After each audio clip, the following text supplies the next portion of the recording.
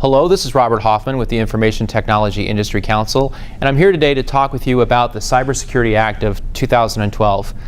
ITI and our member companies, the leaders in information and communications technology, have been very committed to advancing cybersecurity protections both within our industry and across the country, which makes this legislation so critically important.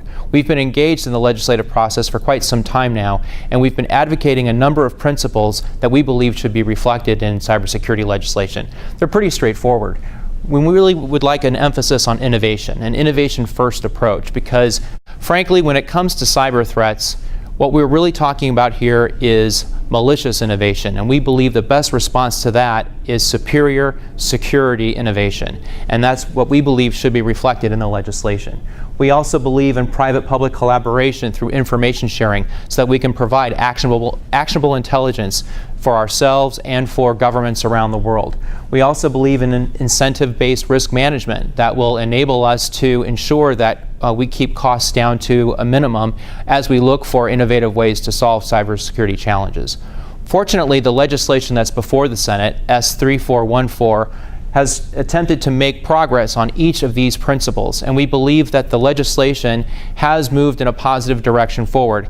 That said, we do believe there's a lot more work to be done. First, we need to improve the voluntary performance standards that are in the legislation. For the standards to be truly voluntary, we need to try to incentivize business to work with the ICT community and other cybersecurity experts and incentivize them to collaborate and develop these standards. That kind of innovation-first approach will ensure that these standards are not only voluntary but effective. Secondly, we need to provide effective liability coverage. The existing legislation, frankly, needs to be expanded so that the liability coverage not only helps owners of critical infrastructure, but also operators of critical infrastructure as well. And that's important because most critical infrastructure is in the hands of the private sector. So that incentive-based approach with liability is an important part of the legislation. We welcome it and we would like to work to advance it.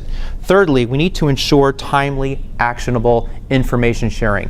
When it comes to responding and even preventing cyber threats, information sharing is critically important. We need information, both private sector and government, in real time, and information that is actionable. In fact, a noted cybersecurity expert said that information sharing has to be a two-way street. So we want to make sure that the legislation really provides a super highway of information in both directions, while also recognizing the importance of privacy and civil liberties. Last but not least, we need to preserve the innovation-first principles in the legislation. As I've noted before, the legislation has done a great job to recognize the role of the ICT industry when it comes to innovation and cybersecurity. Again, as I've said before, when it comes to cyber threats, that's malicious innovation, and we need the ICT sector engaged in advancing solutions and security innovation. And so preserving those innovation-first principles is very important.